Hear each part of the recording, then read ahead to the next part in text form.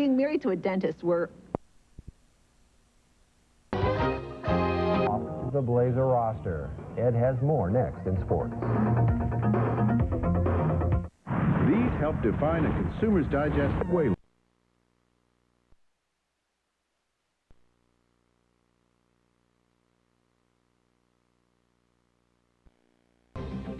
Hello, everybody. Nice seeing you again after thinking about it since the season ended May 5th. Rod Strickland says nothing has changed. He's not returning to the Trailblazers. Rod was greeted by adoring kids after he arrived at his camp 3 days late.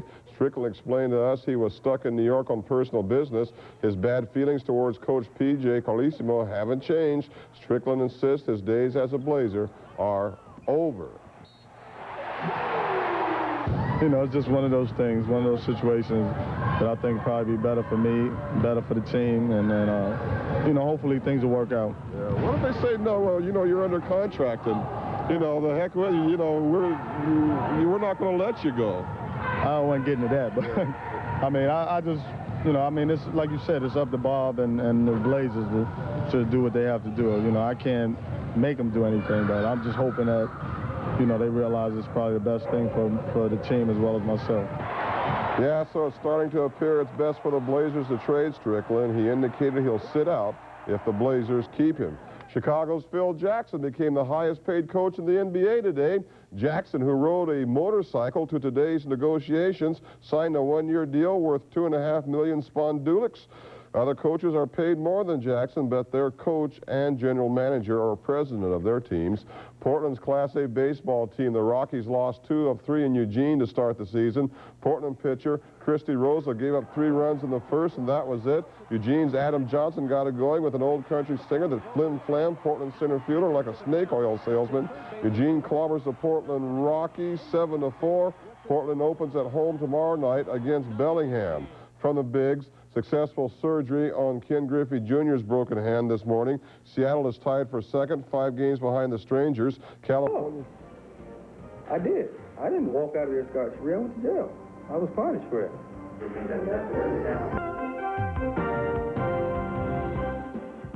Portland Pride getting tattooed in their home opener tonight.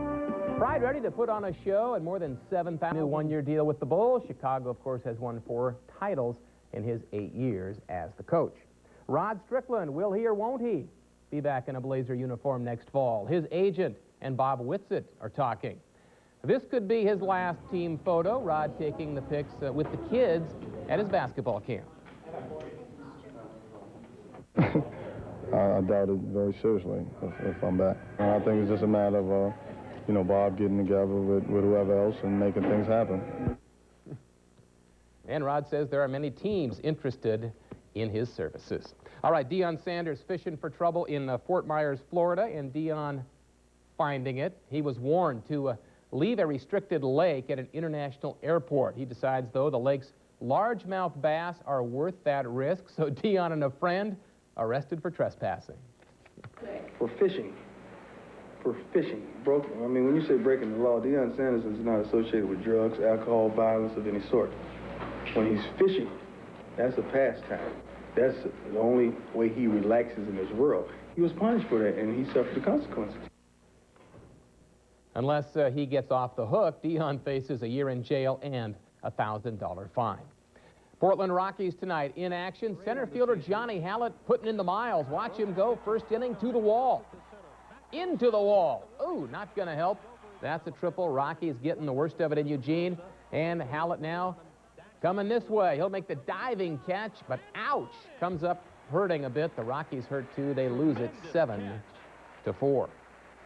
Doctors tonight expect Ken Griffey Jr. to be out at least a month following surgery on his broken right hand. He hurt himself swinging at a pitch last night. He'll miss the All-Star game July 9. Of course, he did break his left wrist a year ago.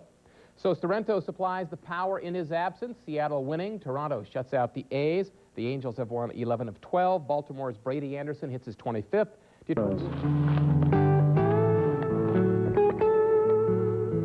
26. I'm still missing a few of them. Fox Saturday Baseball, the Mariners. Buck Williams negotiates a new labor agreement with the league. He's handed his walking papers. The Trailblazers declined to pick up the option year on Buck Williams' contract. They need to clear Williams' estimated $3.5 million salary from the cap. So Buck, the last member of the Glory teams, is a free agent, free to sign with any team. He could come back to the Blazers, but he'll have to take a salary cut.